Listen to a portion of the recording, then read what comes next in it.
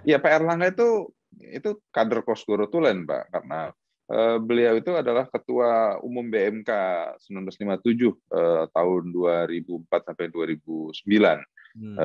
Ketika dia baru masuk, sebelum masuk ke DPR hingga seluruh periode pertamanya.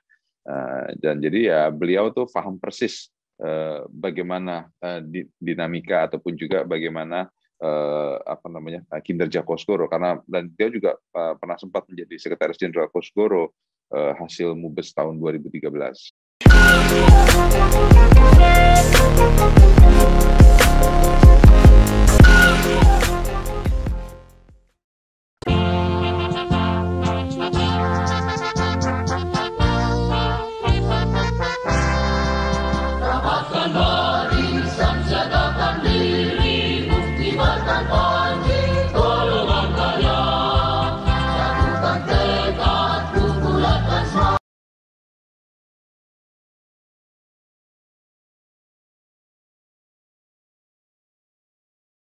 Assalamualaikum warahmatullahi wabarakatuh. Bersama saya Bambang Sadono di channel Inspirasi untuk Bangsa. Mudah-mudahan channel ini bisa selalu memberi inspirasi, memberi motivasi, edukasi, informasi, dan syukur bisa memberi solusi. Kami sedang mempersiapkan beberapa video untuk memperingati, untuk memaknai 57 tahun Partai Golkar. Partai Golkar merupakan partai yang tertua di Indonesia yang eksis sampai saat ini. Dengan pengalaman yang begitu panjang di pemerintahan maupun di lembaga legislatif, sudah banyak karya maupun tokoh politik yang dihasilkan. Nah, bagaimana perkembangan partai saat ini dan prospeknya di masa depan, kami akan membahasnya dengan banyak tokoh, baik dari dalam maupun di luar partai, dari berbagai bidang. Saya sudah bersama dengan Bapak atau Mas Dev Akbarsah Fikarno Laksono ME, yang biasa dipanggil Mas Dev Laksono.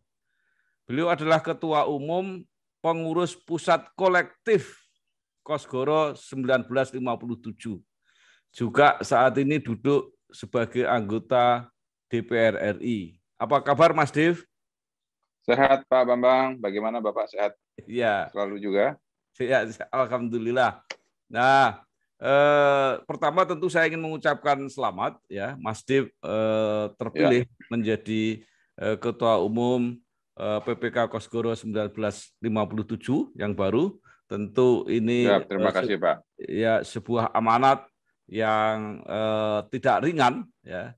Maka saya ingin menanyakan bagaimana konsistensi Kosgoro sebagai organisasi pendiri Partai Golkar, bagaimana dukungannya saat ini, dan bagaimana ke depan. Baik, tentunya Kosgoro sebagai salah satu ormas pendiri Golkar itu akan terus bekerja, merekrut dan juga melatih dan juga menciptakan program-program untuk meningkatkan elektabilitas Partai Golkar ke depannya, dan juga menjadi pusat pelatihan kawasan dari muka dan juga yang bisa memberikan kader-kader terbaiknya gitu. Dan juga terbukti hari ini baik Ketua Umum Partai Golkar, Bendahara Umum Partai Golkar, Ketua Dewan Pakarnya juga, dan juga banyak tersebar di daerah-daerah dari tingkat pusat hingga tingkat kabupaten kota. Itu ketua-ketua Golkar itu yang berasal dari Kosgoro, baik masuk ke Golkar melalui Kosgoro ataupun juga melatih kemampuan berorganisasinya pun juga melalui Kosgoro. Dan itu juga sudah merupakan tanggung jawab buat kita dari Kosgoro ya, untuk terus mengawal kebijakan-kebijakan Golkar itu sendiri di semua level. Dikarenakan juga Kosgoro menjadi bukan hanya sumber juga, akan tapi juga menjadi salah satu training centernya juga ya buat kader-kader Golkar. Itu terbukti juga dengan kita juga sudah menciptakan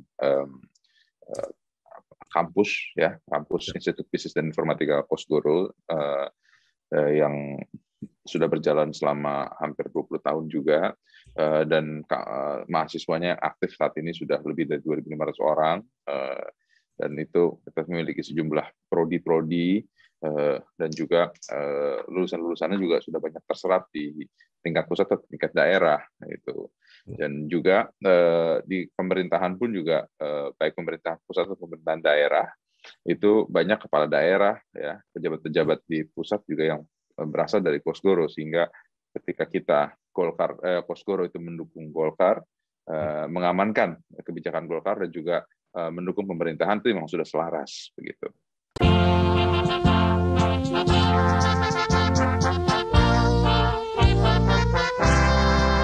Rapatkan barisan, siagakan diri, buktikan panji, golongan karya. Satukan tekad, bulatkan semangat. Ya, jadi Golkar pendiri, pendukung, pengawal Partai Golkar. Nah, setiap partai politik pasti bertujuan untuk memenangkan kontestasi politik pemilu. Nah, sekarang mungkin Mas Di bisa menceritakan bagaimana konsep Kosgoro untuk memenangkan pemilu 2024, baik untuk pemilu legislatif, pemilihan presiden, maupun pemilihan kepala daerah. Di pemilu 2024 nanti itu memang berbeda dengan pemilu sebelumnya ya. Berbeda dalam arti apa? Ini kita tidak memiliki kesempatan untuk memanaskan mesin lah istilahnya. Ya kan, kalau pemilu sebelumnya itu ya menjelang pemilu itu akan melewati pilkada, baik pilkada serentak ataupun pilkada dulunya pilkada yang masing-masing. Nah, kalau pada saat pilkada itu kan ada kesempatan untuk kita itu sekaligus juga memanaskan juga mempersiapkan ya, baik struktural segala macam. Nah, kali ini kan tidak ada. Ya. Tidak ada kesempatan itu. Jadi kesempatan kita hanya ada one shot only. Nah, itu pada saat Februari 28 tahun 2024. Nah, jadi untuk kita membangun momentumnya itu ya butuh kerja keras yang tidak bisa dilakukan dalam waktu yang pendek. Nah, jadi dalam waktu yang cukup waktu ini ya, kira-kira masih ada sekitar 30 bulanan lagi ya, 35 bulan lagi sampai dengan menjelang pemilu. Nah, itu waktunya kita harus gejot habis-habisan lah untuk mencapai hasil yang optimal. Nah, untuk itu kalau dari Kosgoro ya, kita melihat sekarang kita sudah masuk di industri 4.0, bahkan sudah masuk ke industri 5.0 di dunia global. Sekarang digitalisasi juga sudah tersebar di semua macam lini ya. Mungkin kalau 6-7 tahun yang lalu ya, Pak Bambang belum pernah kepikiran kita buat podcast seperti ini kan. Iya. Ya. Akan tapi sekarang salah satu cara untuk kita itu menggait suara, menyampaikan pemikiran kita, menyebarkan semangat pembangunan itu ya melalui hal seperti ini gitu ya, supaya kita ada engaging community-nya itu lebih proaktif. Nah, untuk itulah Kosgoro juga baik dari kampusnya ataupun dari tingkat-tingkat daerahnya juga membuat hal-hal yang serupa gitu ya, menggunakan media sosial, mencoba memberikan warna baru lah di dalam percaturan politik, juga mengedepankan hal-hal yang kreativitas, yang lebih kreatif. Jadi sehingga tidak selalu berpikir satu arah saja gitu kan. Ya karena Golkar itu kan besar ya, dan memimpin itu kan pada saat era Orde Baru di mana segala sesuatu itu adalah satu arah. Hanya pimpinan arahan dari Pak Harto maunya seperti ini, keluar impres semua dari mulai kepala menteri, gubernur, bupati, camat sampai kepala desa patuh gitu kan. Nah, kalau sekarang ini kan harus dua arah gitu ya. Arahan dari presiden itu harus sesuai dengan kondisi di bawah. Jadi diberi kesempatan juga dari bawah itu untuk menyampaikan pemikirannya, dan itu juga makanya kami di Kosgoro dan di Golkar juga itu selalu membuka channel untuk ada komunikasi ya, baik antara konstituen, antara komunitas juga yang kita bina, sehingga semua kebijakan yang kita dukung itu memang sesuai dengan kondisi di lapangan, tidak mengada-ngada ya, tidak berpikir halusinasi, akan tapi sesuai dengan kebutuhan masyarakat. Begitu, Pak.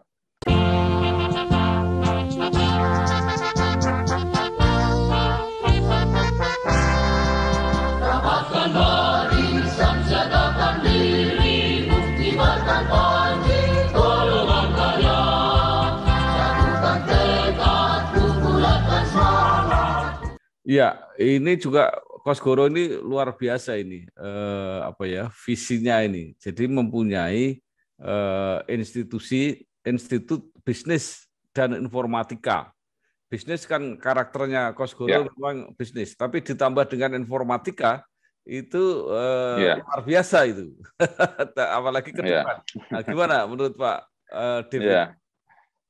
Ya, ya kan itu kan berawal dari STIMA dulu ya, Sekolah Tinggi Ilmu Manajemen. Ya, Nah, Sekolah Tinggi Ilmu Manajemen, cuman kita terus kembangkan akhirnya menjadi tadi awal Institut Bisnis Kosgoro. Nah, itu untuk mengayomi beberapa prodi-prodi. Nah, tapi kita lihat juga ya dari beberapa tahun yang lalu kita sudah lihat perkembangannya digitalisasi dunia. Pentingnya untuk kita memahami dunia komunikasi dan telematika ya.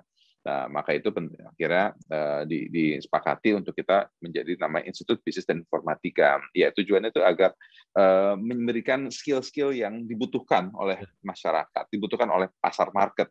Ya, kita ini kan sekarang sedang menikmati bonus demografi ya, di Indonesia ini ya. Ada lebih dari 150 juta orang yang sudah siap terjun ke ke pasar market sebagai pekerja. Nah, kan tapi kalau tidak diberikan skill khusus, tidak diberikan ruang yang cukup, tidak memiliki modal, ataupun juga lebih penting lagi tidak memiliki akses kepada pendidikan, akses ke pasar. Nah, ya bonus demografi ini berubah menjadi beban bagi pemerintah. Nah, maka itulah salah satu sikap dan juga kebijakan Kosgoro untuk mencetak kader-kader bangsa yang lebih tangguh, lebih mampu, juga lebih siap untuk masuk ke market tersebut, ya kita membentuk lembaga resminya, sehingga bukan hanya sekedar balai kerja, akan tapi juga menjadi sebuah kampus, sehingga mereka itu bisa memiliki gelar yang bisa digunakan untuk mereka bekerja di kedepannya. Nah, dan itu kan juga kita terbuka untuk berbagai macam sektor ya, bukan hanya untuk di sektor swasta, tapi juga untuk pemerintahan pusat dan daerah bisa juga mengemban ilmu, mendapat gelar sehingga dia bisa menyokong karirnya mereka sendiri, gitu Pak. Iya, seberapa jauh lembaga pendidikan tinggi ini Ya. menopang membantu konsolidasi organisasi di lingkungan Kosgoro? Ya, alhamdulillah ya, selama beberapa tahun ini ya hampir seluruh baik mahasiswa aktif ataupun juga lulusan itu sudah masuk ke di dalam wadah-wadah keorganisasiannya. Kita kan di dalam Kosgoro ini ya, di bawah PPK itu kita memiliki himpunan mahasiswa Kosgoro 57, kita juga memiliki barisan muda untuk gerakan pemuda Kosgoro, barisan muda Kosgoro, terus juga ada GP2K gerakan perempuan Kosgoro, lalu juga ada asosiasi pengusaha juga ya. Nah, ini semua ada tempatnya. Jadi mereka yang sudah lulus itu sebagian besar yang ingin aktif di dalam organisasi dalam politik itu bisa kita tampung. Gitu. Jadi mereka itu ada jalurnya untuk baik masuk ke Kosgoro dan juga bisa masuk ke partai baik untuk di pusat ataupun di daerah masing-masing.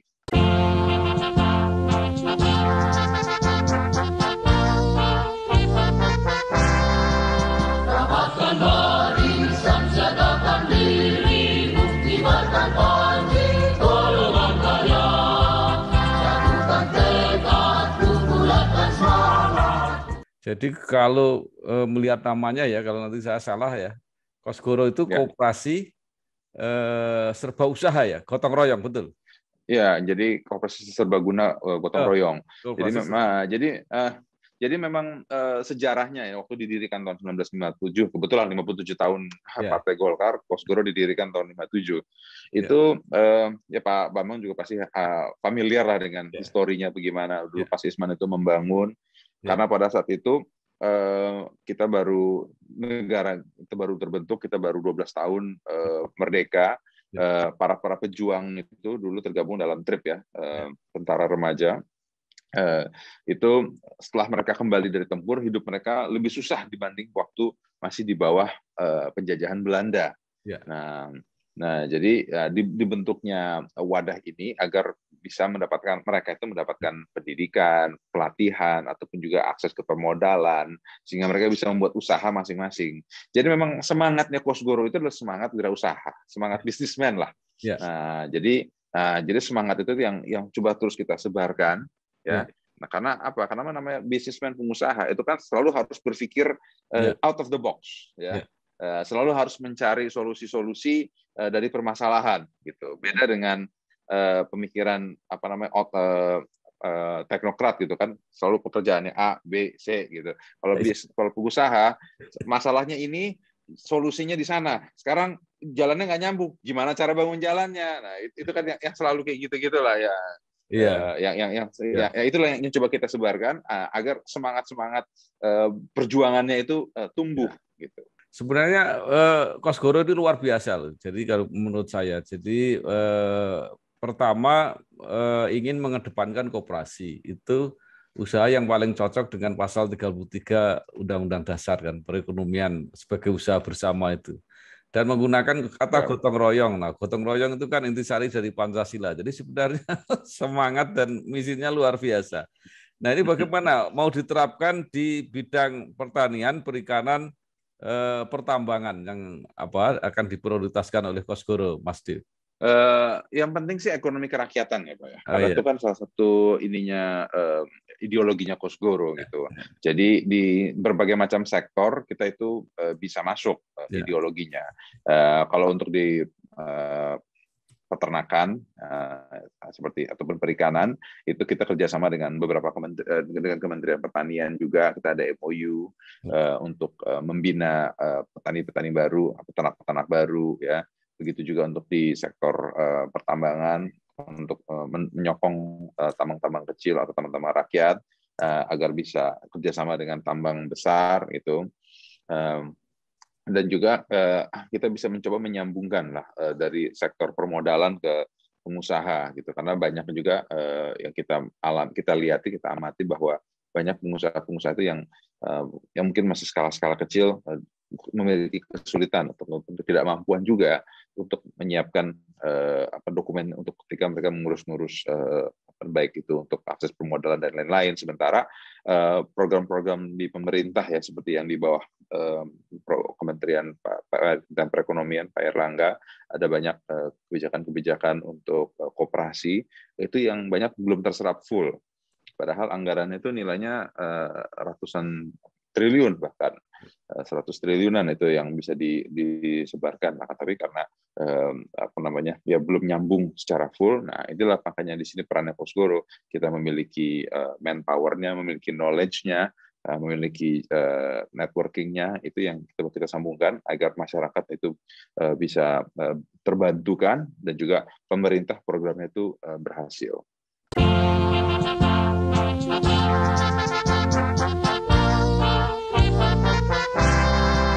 Rapatkan barisan, siagakan diri, buktikan panji, golongan karya. Satukan tekad, bulatkan semangat. Kalau tidak salah di kepengurusan baru Pak Erlangga juga duduk sebagai Ketua Dewan Kehormatan, Pak. Ya, Pak Erlangga itu kader Kosgoro Tulen, Pak, karena beliau itu adalah Ketua Umum BMK 1957 tahun 2004 sampai 2009. Ketika dia baru masuk, sebelum masuk ke DPR hingga seluruh periode pertamanya. Dan jadi ya beliau tuh paham persis bagaimana dinamika ataupun juga bagaimana kinerja Kosgoro, karena dan dia juga pernah sempat menjadi Sekretaris Jenderal Kosgoro hasil Mubes tahun 2013. Nah, pasti Kosgoro punya andil yang besar dalam mendirikan, sudah pasti mendukung eksistensi Partai Golkar bersama Soksi, MKGR dan yang lain. Ya. Nah, mungkin Pak Dev bisa gambarkan tadi ya ada Pak Erlangga yang kader Kosgoro di Menko misalnya. Nah, mungkin bisa ditunjukkan lagi kader-kader Kosgoro di berbagai tempat misalnya. Silakan. Ya, kalau di kabinet selain Pak Erlangga Hartarto itu ada Pak Zainuddin Amali. Nah, itu juga kader Kosgoro Tulen. Terus juga Pak Yassin Limpo ya, walaupun sudah pindah partai, nah kan tapi beliau tuh kader Kosgoro Tulen gitu. Terus juga kalau gubernur-gubernur banyak sih Pak ya, cuman saya saya mesti buka lagi listnya gitu. Yang cuman yang Ya. on top of my mind itu gubernur dulu pernah wakil gubernur Kalimantan Timur juga yang periode lalu adalah kader Kosgoro. Terus juga ada bekas gubernur Sulawesi Barat Anwar Anan Saleh juga kader Kosgoro. Pak Setia Novanto juga ya, walaupun gimana pun juga beliau pernah menjabat sebagai bendahara umum Kosgoro gitu. Jadi banyak ya Pak sekarang Pak Haji Samsudin wakil ketua DPR juga adalah kader Kosgoro gitu. Jadi banyak Pak kader-kader Kosgoro yang menempati posisi-posisi penting di pemerintahan baik pusat ataupun daerah. Kalau yang di lembaga bisnis, kegiatan bisnis atau di lembaga legislatif, Pak? Lembaga legislatif kalau yang sekarang aktif ada sekitar 35 anggota DPR RI itu adalah aktif sebagai pengurus Kosgoro. Itu yang di fraksi Golkar ya, tentunya di fraksi Golkar gitu ya. Kalau di daerah-daerah lagi saya nggak hafal jumlah persisnya, tapi ya jumlahnya itu ratusan. Mungkin kalau dengan tingkat 2 bisa sampai 1000-an. Ya.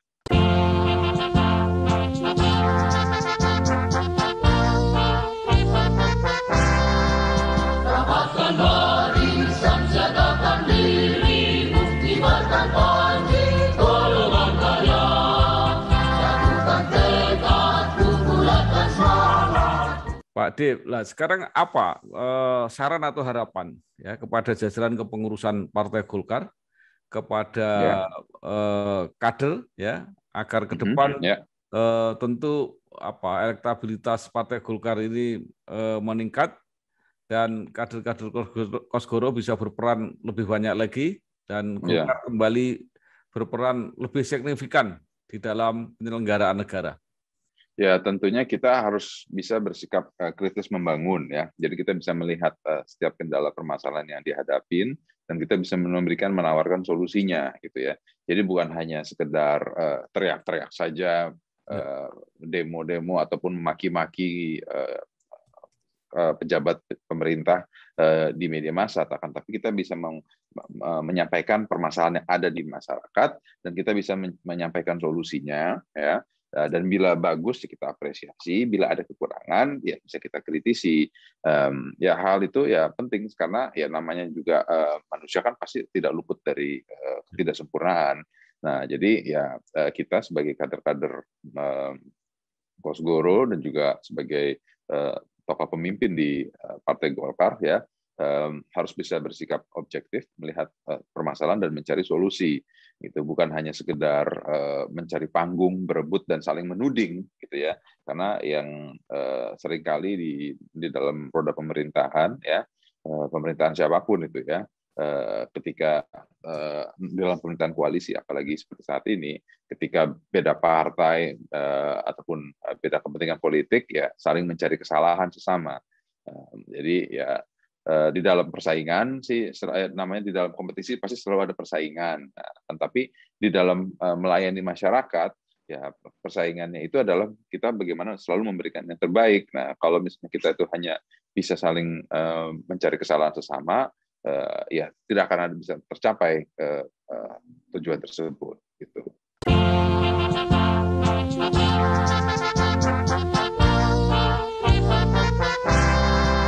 Rapatkan barisan, siagakan diri, buktikan panji, golongan karya. Satukan tekad, bulatkan semangat. Pak Dev, terakhir, ini kan orang sudah mulai mempromosikan calon-calon yang akan dipromosikan pada 2024 ya. Nah, sudah banyak media-media luar ruang yang dimanfaatkan. Padahal Pak Dev tadi mengatakan bahwa media virtual itu ke depan akan lebih lebih potensial. Nah, bagaimana saran pada Golkar termasuk untuk mempromosikan Pak Airlangga? Memang harus balance ya dua sisi Pak ya. Di media digital ini kan kita untuk menyampaikan pesan kita ya. Jadi supaya orang itu bisa mudah menyaksikan, mendengar dan mengetahui di mana saja. Kalau dulu kan harus nonton TV, dengerin radio, tapi itu kan memiliki keterbatasan gitu ya. Nah, sekarang ini siapapun di mana saja tinggal buka handphone, tinggal buka iPad, atau laptop gitu, itu bisa langsung menyaksikan dengan biaya sangat murah. Akan tetapi pemasangan billboard ataupun tema-tema barang-barang lainnya ya, media-media untuk disampaikan di publik langsung ya tetap dibutuhkan juga, Pak. Kenapa? Karena kan ya orang kan ketika jalan, ketika di mobil, di motor, di bus itu kan selalu langsung melihat figurnya. Tapi itu lebih kepada untuk pengenalan tokoh tersebut. Gitu ya. Tapi itu bukan untuk pemenangan. Ya. Untuk pemenangan itu butuh langkah-langkah lanjutnya. Nah, langkah-langkah lanjutnya itu ya langsung pendekatan ke masyarakat. Nah, ini sekarang Pak Erlangga sudah cukup proaktif gitu ya. Setiap minggu itu dari 7 hari sekitar 2-3 hari dia didedikasikan untuk terjun ke masyarakat, melihat langsung dan juga membawa program, menyampaikan kebijakan yang sudah dia buat, keberhasilannya sudah apa saja, sehingga engaging humanity-nya itu semakin bertambah. Nah, memang billboard itu tidak akan memberikan efek kemenangan langsung, akan tapi itu adalah satu langkah menuju tujuan tersebut. Sekarang paling akhir, mungkin Pak Dip punya pesan kepada jajaran Kosgoro di seluruh Indonesia dan kader-kader Kosgoro, silakan. Ya, pertama-tama saya ucapkan terima kasih kepada Pak Bambang Sadono, ini juga adalah tokoh senior kami kita juga di Golkar, yang juga tokoh inspiratif yang selalu mencoba membangun semangat kepemudaan di Indonesia. Nah, ini di kesempatan ini saya diberikan forum untuk bisa menyampaikan sejumlah pemikiran ataupun juga pandangan saya, dan saya harapkan yang disampaikan itu bisa diserap dengan baik, dan saya juga tetap meminta kepada seluruh kader Kosgoro untuk kita bersama-sama bahu-membahu untuk bisa membangun bangsa, tapi bukan hanya sekedar retorika politik. Ya. Kalau kita selalu mendengar kata, kita siap membangun bangsa, kita siap bekerja, tapi bangunnya apa, kerjanya apa? Ya, kita mengeksplor kemampuan kita masing-masing di komunitas kita. Ya. Tidak ada tempat terlalu kecil atau terlalu rendah untuk kita memulai, dan tidak ada tempat yang lebih besar kalau tidak bisa kita capai kalau tidak mulai dari tempat yang terkecil. Jadi kita mulai dari wilayah kita, ruang lingkup kita sendiri. Ya, itu dulu.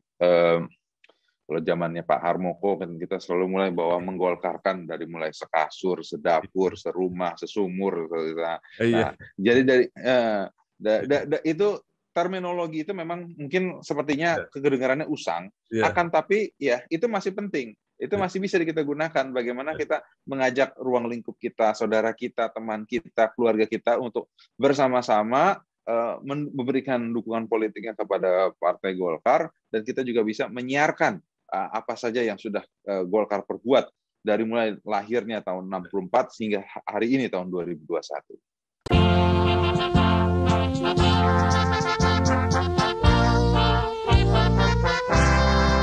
Rapatkan barisan, siagakan diri, buktikan panji, golongan karya. Satukan tekad, bulatkan semangat.